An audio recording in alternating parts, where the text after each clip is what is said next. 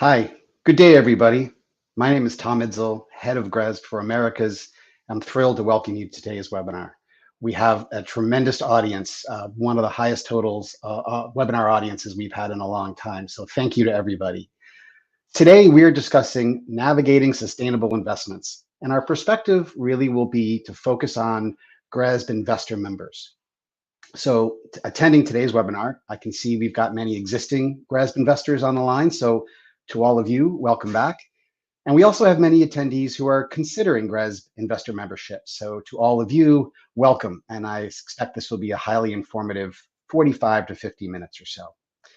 Given this kind of dual audience, really our plan here today is to cover some of the basics, as well as introduce some brand new components in what it means to be navigating sustainable investment as a GRESB investor. I'll be joined and supported by several of my GRESB colleagues, whom I'll introduce as they each step in. First, let me review what we've got planned for you today. So in addition to welcoming you all, I want to make sure everyone on this GRESB webinar is clear and aware of the resources that are available to you. Then we'll move more about GRESB and our assessment program, and we'll talk about how, as investors, you all play a key role in supporting and encouraging your asset managers and general partners to join in and submit their funds and assets to the GRESB benchmark. We're also thrilled today to talk about two new GRESB innovations. First, our carbon footprint dashboard, as well as our infrastructure development asset assessment, two significant additions to the value of being a GRESB investor member. We'll also hear about some key updates from our independent GRESB Foundation. This is such an important part of really understanding how the GRESB standards are governed and developed. And everyone always wants to know, what's coming and where is GRESB headed. So be sure to stick around for that section. And lastly, with the time that we have remaining, I'll be joined by some colleagues to take as many live questions as we can. So at any point, please feel free to use that chat question box you see on your screen to submit your questions. We will collect them all and try to answer as many as we can. Some submitted, some in advance. And even if we don't get to your question live, we will certainly send you an email and follow up. So please ask away using that opportunity. So for really this first part, what I wanted to do was make sure that everyone here is aware and clear of a major shift that really has happened in the presence of the GRESB here in the Americas. Less than 2 years ago, my incredible colleague, Dan Winters, was really the sole in the Americas region employee for GRESB. And Dan did an absolutely incredible job and continues to do an incredible job for us today as our Senior Director of Strategic Initiatives and Market Development. But this is a big region.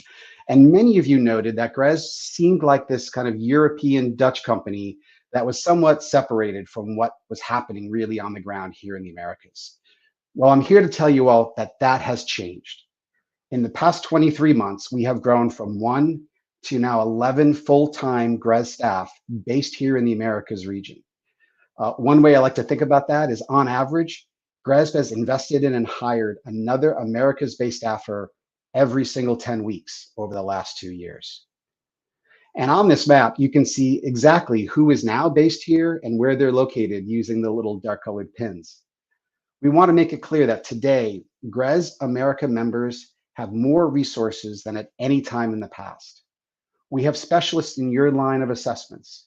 We have dedicated account management support. We have dedicated member success and technical support. Our Chief Innovation Officer, Chris Pike, is based here in the US. Our Director of the GRESB Foundation, Sarah Welton, is also based here in the US. So not only has the number of us grown in the Americas, but now the GRESB America staff includes some of the most influential and respected members of the GRESB team globally. And we're all here to engage with you, listen to you, and support all things happening with GRESB. I also want to note we've significantly increased our communication efforts for you here as a community in the Americas. We launched a dedicated GRESB Americas quarterly newsletter. We're focusing on issues and events and news that are particular to you all here. Last fall, we held 5 in-person GRESB results events, and you can see those on the orange pin on this map. I think that's the biggest number of in-person events ever put on in a single season by GRESB. We're actually planning to increase that number this fall, look for possible events, maybe even in Mexico or other Latin American countries. We're putting on more and more educational and informative webinars dedicated to this Americas region. I mean, today is one example. This is an Americas focus session. We've also recently held an Americas dedicated webinar supporting new participants and managers coming on. And in general, the team has done an excellent job getting onto more and more partner webinars and industry panels. And I hope you've seen this and you've noted the significant increase in engagement from GRESB in the Americas region over the past 18 to 20 months. So GRESB is no longer this European group that does its best to cover all time zones and all members from Amsterdam. We're a global organization, and nowhere is that more evident than here in the Americas, and I hope you feel that. Now, I'd like to bring in two of my colleagues, Reed Morgan, to take you through some great information about the GRESB program and insights about the GRESB assessment that's coming up, exciting new things. And also my colleague, Hanish Bhatia, will take you through actually a hands-on demo of the carbon footprint dashboard. So Reed, over to you. Thank you, Tom. Happy to be here with you all today. My name is Reed Morgan. I'm the Manager of Member Relations for GRESB here in the US. And I'm going to walk through a little bit of information on the growth of the GRESB membership over the past few years, and what's been driving that growth, who the different member groups are, and some of the new developments that have been going on at GRESB to provide more value and information of the GRESB benchmark reports and the GRESB data to our investor members, to our participant members, to everybody involved. So let's get started. First off, looking at the growth of the benchmark over the years. I'm going to start with the real estate group. We've covered over 15 sectors. In 2023, we've seen over 2,000 individual investable entities submitting to GRESB. That includes private funds, public REITs. We define an investable entity as a fund that you can invest in, and that reached over 2,000 this past year. You can see the growth over time, starting back in 2013, broken out by country, with Europe on top with just over 1,000 funds this past year, second with Americas region, and then down through Asia, Oceania, globally diversified, and then Africa. So representation from over 75 individual markets. This makes up 170,000 individual assets. And that all together is over $7 trillion of gross asset value. So this growth in the benchmark is really driving a lot of value across all of our types of members. For those submitting information, taking their fund and assessing their fund through the GRESB benchmark, this expanded universe has allowed for more granular peer comparisons, more valuable insights into performance of the assets, and more relevant comparative analysis. For our investor members, those who are looking to extract data out of the system, aggregate all that up to kind of portfolio views, these investor members are seeing more and more of their holdings in the benchmark, participating in the benchmark. And so that provides more and more value as their overall portfolio of investments are starting to show up greater and greater percentages in the benchmark. This is true for our infrastructure side as well.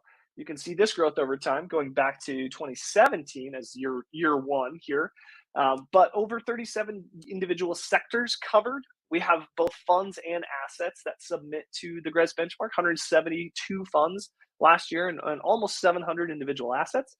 This represents almost 3,000 facilities in over 70 markets and 393 billion in GAV for the funds, with 1.2 trillion in GAV for the assets. Again, similar type of benefit to the infrastructure side of the business with continued participation growth, more granular peer groups in comparison, and better coverage for our investor members. So this growth over the past decade or so has been driven by what we think to be about three major topics. One is our investor community really driving engagement with their managers. As I already said, this growth is increasing coverage for our investor members, and that flywheel starts to spin faster and faster as coverage increases, and there's more and more value out of this data set, out of this system of funds submitting, assets submitting. The investors are driving a lot of that. So as our investor members continue to engage with GRESB year over year, engage with their managers using the GRESB framework as a way to do that, continues to be something that our investor members are asking their managers to participate in. On the manager side, those who are submitting their funds and assets to the benchmark, there's a true advantage when it comes to raising capital by having a GRESB benchmark history. When you show growth over time, when you show multiple years of participation in GRESB, you have the opportunity to bring that to the table when seeking funds to say, this is how we're doing. Take a look. It helps facilitate that conversation. It helps in that engagement with investors as you're raising capital. And so there's been an increase in the participation because there's a general awareness that this is a valuable tool for gaining access to capital. Thirdly, and this is a focus just on the real estate side of things, we have seen many markets, some sub-markets here in the US, as well as countries across the globe, who have been implementing building performance standards. And so GRESB is a benchmark, an assessment that really helps kind of organize that approach to increasing building performance and a way to measure that year over year. These three things we see as really, really instrumental in driving growth, particularly over the last half a decade or so in the GRESB benchmark. As I referenced that investor member community, I wanted to show some of those folks who have been steady participants in the GRESB ecosystem. And these are our over 150 GRESB investor members. Now, keep in mind, when GRESB was just started, just over a decade ago, there were only 3 GRESB investor members who got together and said, let's get something started. Let's do something to help us better engage with our managers and understand sustainability and governance and some of these challenges that are non-financial that we really need to be paying attention to. Well, it looks like those 3 investor members were not alone in their need for something like this. And so over the years, this community has continued to grow and grow and grow to where it is today, where many of the world's largest pensions, largest capital allocators are participating in this and driving their managers to join the GRESB assessment process and engaging with those managers in that. Let's provide a little more nuance here on who this institutional investing community is. Like I mentioned, over 150 of these investors are subscribed to the GRESB dataset because they're looking for ways to pinpoint their manager's position, and they're looking for a trusted benchmark. One of the stalwarts of the GRESB assessment is that we ask for and require real data. We want to see and know what is going on. And if you don't have the data, that's okay. We just understand that that data coverage number is lower. And so real data gives real insights and real value to our investor community. This GRESB participation year over year really helps to facilitate this engagement on these topics and allows those investor members to really monitor the growth year over year of how their managers are doing from an ESG standpoint. These folks are distributed across 25 different countries. So this GRESB investor community is truly global, with capital all across the world, investing in funds all across the world. And one of the things that we found interesting too, as GRESB investor members become more and more engaged with the GRESB data, they start to find it so valuable that they even, in some cases, mandate that their managers submit to GRESB. There's a broad spectrum of kind of pressure, I guess you could say, that an investor will make on their managers when it comes to GRESB, from kind of a soft suggestion of, hey, this would be nice, we would like to see you do this, to all the way on the other side of the spectrum that says you must do this. This is a requirement if we're going to invest in you. So this kind of, we see people moving along the spectrum over the years as they start to realize, wow, I really want to see all of my holdings in this benchmark. I want to be able to compare them all. I want to be able to gather all this data in one consistent method.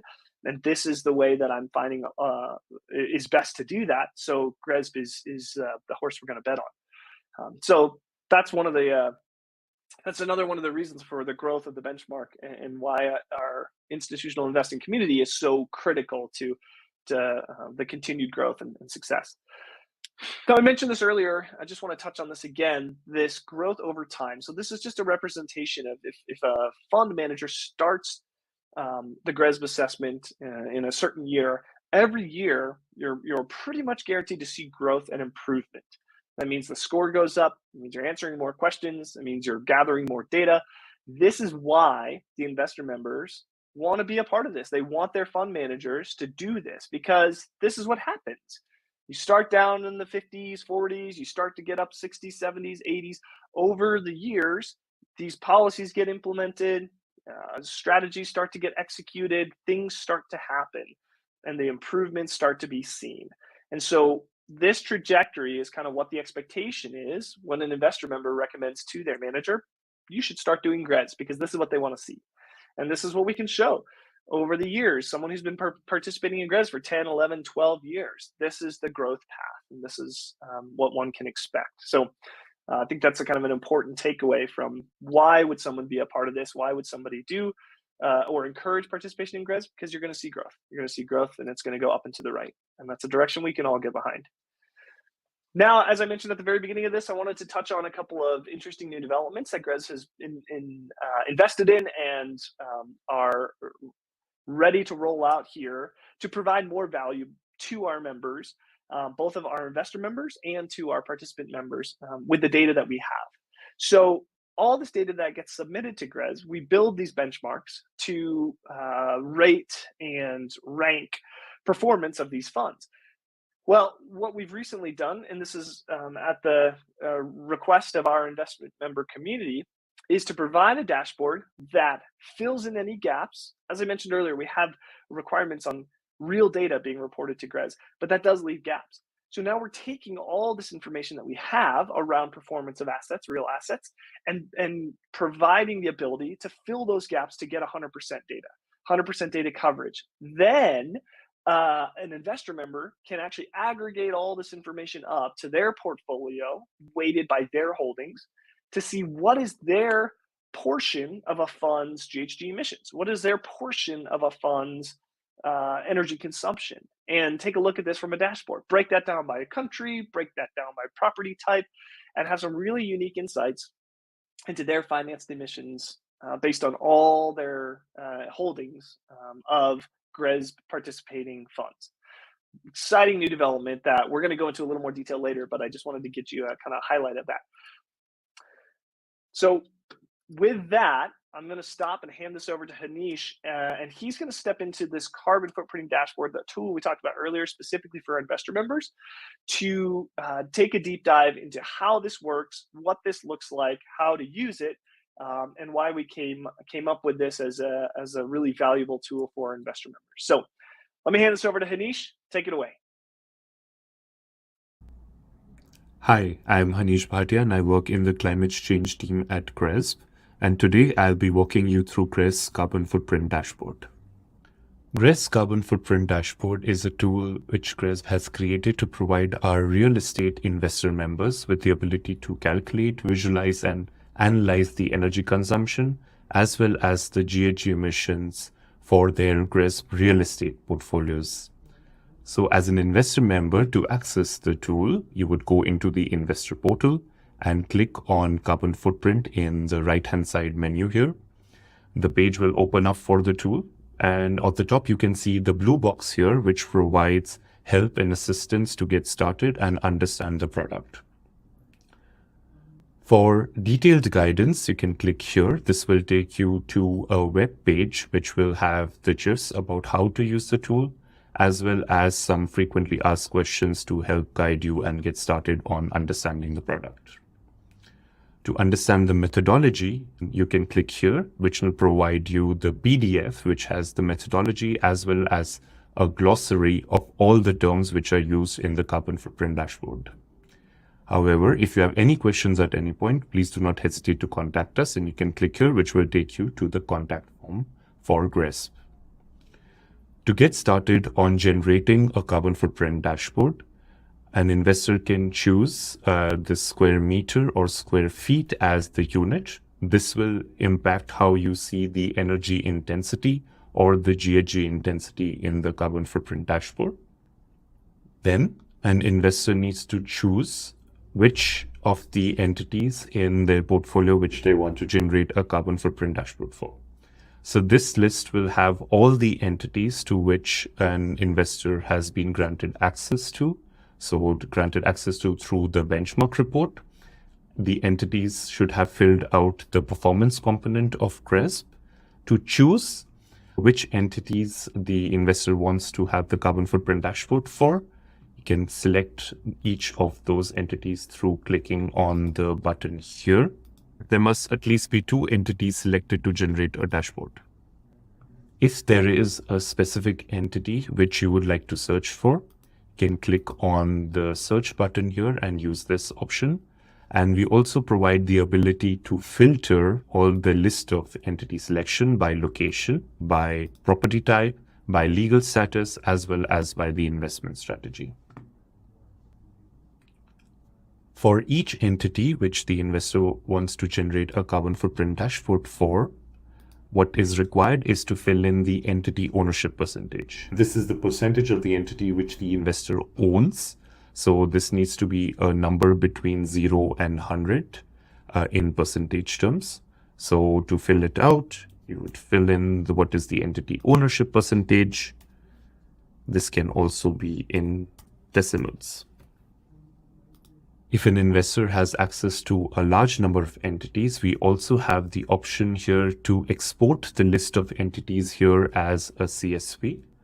In the CSV, the investor can select which entities they want to generate the carbon footprint dashboard for, as well as fill in the entity ownership percentage. The rest of the entities can be removed, and then that same CSV can be imported through the Import Entities button here, and this will automatically be reflected on the tool here, which entity selection you have, as well as the entity ownership percentage. If you would like to view which entity selection has been made, you can select here, and the selected entities will provide an overview of all the entities which have been selected, as well as the entity ownership percentage. In case any entity needs to be removed, you can use the remove button here, or if you want to refresh and start all over again, the remove all option here can be used as well. Once these steps are completed, the investor can now generate the dashboard by clicking on the button. After generating the dashboard, what you will see is this screen here. On top, you will be able to see this blue box which provides the link to a survey. Please provide us feedback through this survey, as it will help us improve the current product as well as future iterations of the product. You can see the number of entities in the selected portfolio. The same blue box with the guidance as well as the methodology and the ability to contact GRESB for any questions is also available on the top. Below, you will see 2 tabs in the dashboard. So one tab is the energy tab and the other tab is the GHG tab. These tabs provide the energy and GHG metrics respectively. Under each tab, you will have the option to navigate between 2 different views. One is the portfolio view and the other is the entity view. In the portfolio view, you will be able to see the breakdown of your portfolio's energy and GHG data as per the country and property sector. So on top, you will see the aggregate energy consumption metrics as well as the energy intensity by floor area for the selected portfolio. The chart below provides the split between reported energy consumption as well as the GRESB estimated energy consumption. So by using the GRESB estimation model, the data coverage is completed. So what this shows is how much of the energy consumption was completed using the GRESB estimation model. The charts below provide the energy consumption broken down by country and property sector. You can hover over the charts and this gives us the specific metrics for those country and property sector cross-section. The chart below here provides the same thing the other way around in terms of property sector broken down for each country. And you can also see what percentage of the energy consumption is being contributed by this property sector. The charts below show the energy intensity in the portfolio broken down by country and property sector, as well as individually for property sector and country.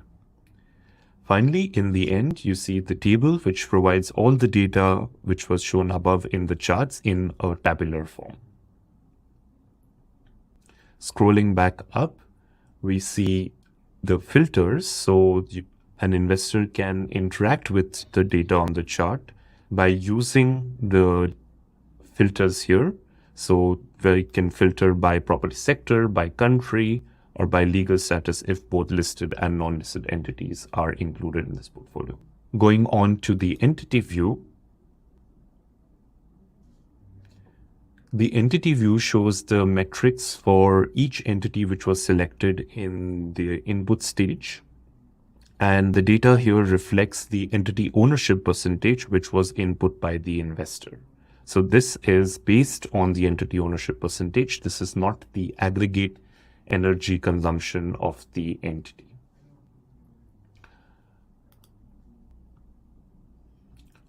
On the GHG tab, the investor has the ability to choose between location-based methodology or market-based methodology as per the GHG protocol with these buttons here.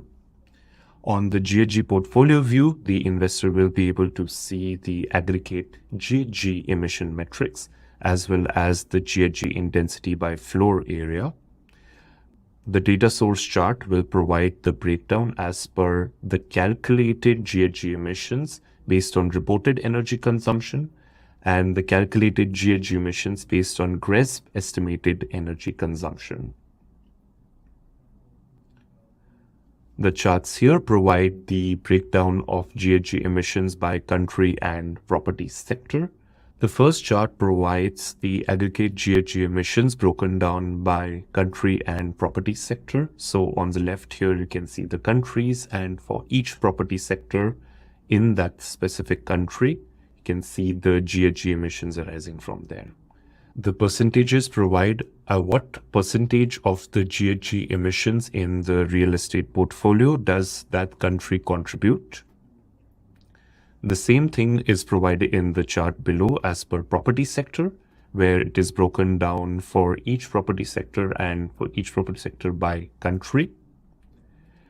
An investor can also see what emissions are coming from which scope. So scope 1, 2, and 3 as per the GHG protocol.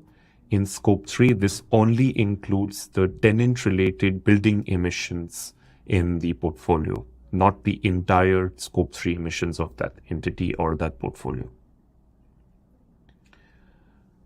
The charts below provides the breakdown of the GHG intensity by country and property sector, and then individually for property sector as well as country.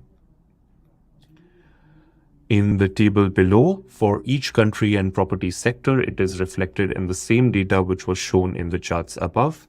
On the entity view, the investor can see the entity level metrics based on the aggregated asset level data as well as the entity ownership percentage which was entered in the input stage. So for all entities which were selected to be part of the portfolio, the entity level metrics can be seen in a tabular form. To download the data, which is shown in the dashboard, the investor can click on the download data button here, and the data can be downloaded in an Excel format for each, the energy portfolio view, the energy entity view, the GHG portfolio view, as well as the GHG entity view. To convert the entire dashboard into a PDF, an investor can click on the convert to PDF button here, and that will provide a PDF format of the dashboard. To go back to your entity selection, the investor can click on the edit button here, and this will take you back to the entity selection, which can be edited again, and a new dashboard can be generated again. The dashboard will not be saved, so if a new dashboard is generated, you lose access to the previous dashboard. We look forward to hearing your feedback on this tool, and if you have any questions, please do not hesitate to contact us. Thank you.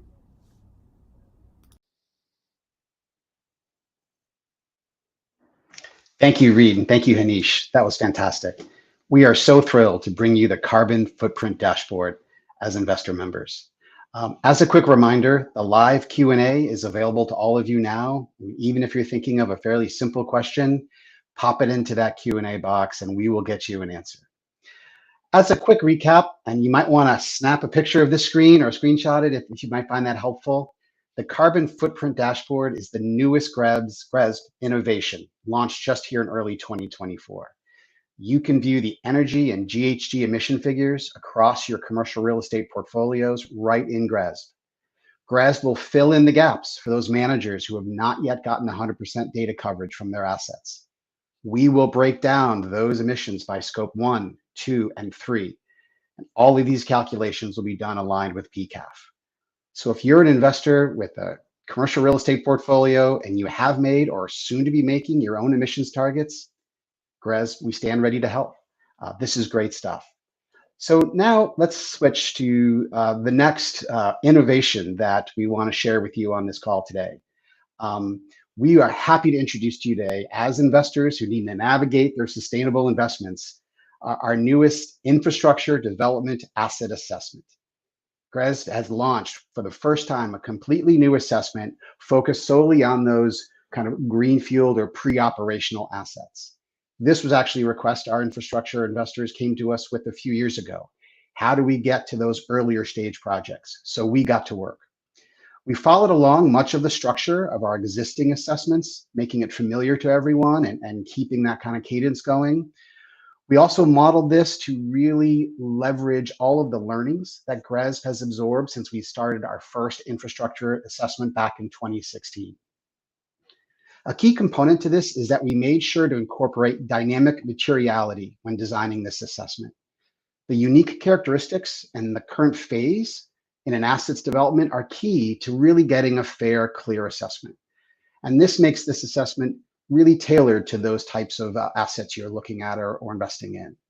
It is not a one-size-fits-all approach. And this has made our existing investors and managers submitting these very, very happy. Most importantly, with the release of this development assessment, GRESB investors can now navigate the sustainability journey of their infrastructure investments across the entire life cycle of those assets. We are super, super excited about adding this assessment to our lineup. So anyone on today's call who has made investments in greenfield or pre-operational assets should reach out to us and make sure you get a good deep briefing on what our newest assessment in infrastructure can bring to your organization. So GRESB is busy innovating. You've seen two examples so far today. So this is where now I want to segue essentially, oh, excuse me, one slide too quick. I want to segue now to the part of today's webinar where we will talk about the all-important GRESB Foundation. For those of you newer to GRESB, on the screen now, you'll see a visual representation of really where the GRESB Foundation, our independent industry-led board, sits within the broader GRESB ecosphere, you might say. This GRESB Foundation is responsible for making all the decisions on the specifics in the GRESB standards. Here's where a tremendous amount of very important work happens. And this is where investors and the industry get to set the pace and the priorities of change in our standards. I'm really thrilled to welcome my colleague, Sarah Welton, to this webinar today to share more information for you, and also give you some details on what actually is changing this specific year. Sarah, over to you. Hello, thank you for tuning in to this GRESB Inside ESG event. I hope you've enjoyed hearing from my colleagues around the world and are excited to embark on another year of data-driven sustainable investing. My name is Sarah Welton. I'm the director of the GRESB Foundation, the independent mission-based nonprofit organization dedicated to owning and evolving the GRESB standards. Last year, the Foundation approved many updates to the GRESB standards, several of which will affect how participating entities are scored based on their asset level performance. These changes, which are reflected in the Foundation's 2024 roadmap, are largely driven by market intelligence we receive from you, our global stakeholders, who have made it clear that evaluating real-world performance is critical for institutional capital to efficiently flow towards sustainable assets. For the infrastructure standards, participants are now offered more points to report full data coverage for both scopes 1 and 2. Additionally, the climate-related impact scenario analysis indicators are now scored. For the real estate standards, asset level certifications are now subject to expiration, and we have also introduced scoring for net zero target setting and energy efficiency. In addition to the changes to the standards, there are also new tools that will support informed investment decisions, including the Carbon Footprint Tool Report, which details a portfolio's energy consumption and greenhouse gas emissions, as well as the Transition Risk Report, which highlights an individual asset's projected performance relative to the CRREM pathways. To ensure the reliability of data that is reported to GRESB, our technology team is prioritizing our quality control program, which is designed to ensure compliance with the GRESB reporting requirements and that performance data is ultimately useful to investors. It's also worth noting that while evaluating both the management and performance aspects of portfolios provides a holistic assessment of each reporting entity, we acknowledge that some investors may find benefit in only utilizing the performance component of the GRESB assessments. By only participating in the performance assessment, members can receive a more limited benchmark assessment focused on energy, emissions, water waste, energy ratings, and certifications, which may be appropriate when an investor has limited operational control, for example.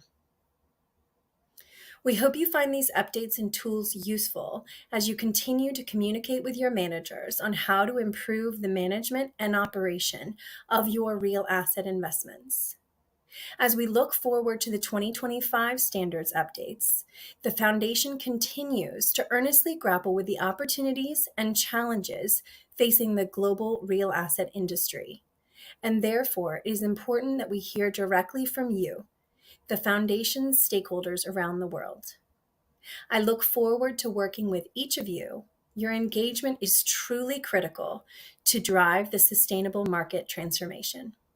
Thank you. Thank you, Sarah. Fantastic. The takeaway here is anyone looking to get more involved in the discussions and, may I say, debate around how the GRESB standards should evolve, please, again, reach out to us. Let us know how we can connect you and hear from you more about your views on all of these. So we've covered a lot today, and staying true to our goals, we are looking to share all the ways that you as GRESB investors can navigate your sustainable investments. This slide, I want to summarize some of the key takeaways. If you're snapping pictures, again, of slides, this might be another good one to do for sure. So when we think about GRESB investor members and the list of resources you have, of course, there are the detailed scoring and benchmark reports that you can use to engage with your managers and monitor them and do lots of great due diligence around sustainability programs. That's not only true for commercial real estate investments, but also your infrastructure investments. And within infrastructure, you can examine both operational and pre-operational assets. This is the most comprehensive life cycle offering that has ever been available to GRESB investors. In addition to that, there's the data exporting tool that all investors can use to extract the data they need and get that data potentially into their own systems or reports. There's a portfolio analysis tool that allows you as investors to aggregate your GRESB APIs across your managers in ways that are most useful to you and even do what-if scenarios. For those of you with European-based managers or assets, GRESB has a comprehensive SFDR product support. If you're not using that and Europe is an important focus of yours, you should contact us to learn more about that. And today, we announced our newest Carbon Footprint Dashboard, bringing emissions insights right to your fingertips and frankly solving for the incomplete data problem. And of course, as Sarah just mentioned, we have our investor or industry-led governance body, the GRESB Foundation. This is clearly a tool for you to get involved and voice what is your experience and your needed thoughts on how the industry should evolve on these standards. In summary, investors sit in a very powerful position in the GRESB universe. And with this growing list of tools and resources, that position and power, frankly, is growing every single day. So I want to thank you all for your time and your attention today. I want to flash up here key contact information, so everyone on this call knows exactly the best place to go to get the support you need. Just so you know, all of you will receive a follow-up email from GRESB, and this information will be there as well, so you should always know who you can reach out and speak to. We've had a number of questions come in both during the presentation as well as we had some provide questions when you registered. So for this, I really would like to welcome my colleagues, Rolly Agarwal, who is a leader of our investor program in Europe, as well as Jenny Wong, who is one of our outstanding member success representatives. So welcome, Rolly and Jenny. Thanks so much for joining today on this America's edition of the Investor Navigating Sustainable Investments website. Webinar. Thanks, John. Excuse me. It's a real pleasure to be here and to join everyone today. Fantastic. So let's see, the first question that we received, and this was, I believe, during pre-assessment, was how often is GRESB data updated? This is one I can handle, so I'm going to grab it. The tougher ones are still to come. So GRESB is an annual assessment process. The participants, GPs, asset managers, complete their GRESB submissions during the period between April and July 1st of each year. And then during the summer, our team takes the time to conduct verification, review, and calculate all of the ratings from those submissions. The results are available to you as investors starting from October 1st every single year. So October 1st is a key date for you to know when your GRESB data from your managers is now available for update. Thanks for that question. A second question I see that came in, also I think this might have been a pre-submission question. Which frameworks and regulatory standards does GRESB align with? Jenny, maybe it's best if I pass it over to you to answer this one. Sure, Tom. So this is actually one of a really good question, and we often receive a lot from our investor member as well as our partner and a participant. So actually, we don't really align ourselves with any one of the particular regulation or framework, but we do actually construct our assessment questionnaire based on the topics and the guidance of many of the most widely accepted and adopted ESG framework and regulation around the world. So for example, these might include PRI, TCFD, Green Building Council, PCAF, and CRAM, so on and so forth. Please note that each of the questions that are being asked in our assessment, they're trying to be designed to refer to one or more of the frameworks that mentioned above. And these are all noted down in our reference guidance for both of our real estate assessment as well as the infrastructure assessment. And all these guidance can be available online. Excellent. Thanks, Jenny. That's super. Another question we received, and this is a good one given the announcement today or the inclusion of our new infra development asset assessment. How does this new infra development asset assessment differ from the existing infrastructure assessment that GRESB has been doing for quite some time? For that, let me bring in Rolly. Rolly, how would you best clarify that for our team? Yeah, so the infrastructure development assessment, it specifically focuses on assets that are in the pre-construction or construction phase. Our original infrastructure assessment really catered mostly to operational assets, and whilst it allowed for bolt-ons or some development, that it had to be attached to an existing asset. So it didn't really formally cover new build assets. And if you think about sectors such as renewables and data centers, there's a lot of new build going on. So that was a part of the investor universe that was not really being specifically covered by our infrastructure assessment. So given this, the teams worked on putting forward the development assessment.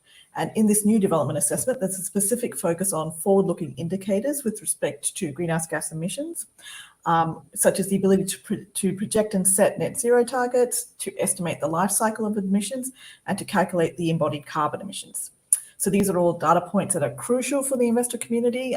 The things that infrastructure investors need to know about for a new project. It allows the investors to understand the long-term resilience of an asset and their ability to integrate into a low-carbon future from the get-go. Important to also note that some additional elements that have been added as well as part of this new development assessment. There's been some additional elements added, such as material selection. So you need to ensure that construction materials are sustainably sourced and they possess eco-friendly attributes. And life cycle impacts are also present in the assessment, as well as site selection criteria. And one thing that I would also point out is that it's worth noting that many of the management-related indicators in this new development assessment are actually very similar or the same as our original asset assessment for operational infrastructure assets. So what this means is it makes the transition of an asset from construction to operational quite seamless from the GRESB standard point of view, because they'll be having the same questions on the management section at least. Excellent. So that really is about that, being able to track an asset's full life cycle. We made that very easy. Fantastic. Thanks, Roly. I think we've got time for one or two more questions. So let me grab another one here. Why might energy and GHG values provided in the new carbon footprint dashboard product differ from values as reported for an entity in the GRESB real estate assessment? I think I read that correctly. I think I understand. So Jenny, why don't I pass that off to you and ask you to take a stab at that one? No problem for this one as well, Tom. So for those of you, for the real estate investor, if you have already utilized our carbon footprint dashboard, this might probably one of the concern in your mind. And for those who haven't tried this new tool, this might also address some of your concern and encourage you to try this very new tool. So there are a few explanations to see why the energy and the GHG provided in the carbon footprint dashboard are not matching the values that the entity has reported in our GRESB real estate assessment. So first of all, our carbon footprint dashboard provides relevant energy and GHG metrics of the complete portfolio.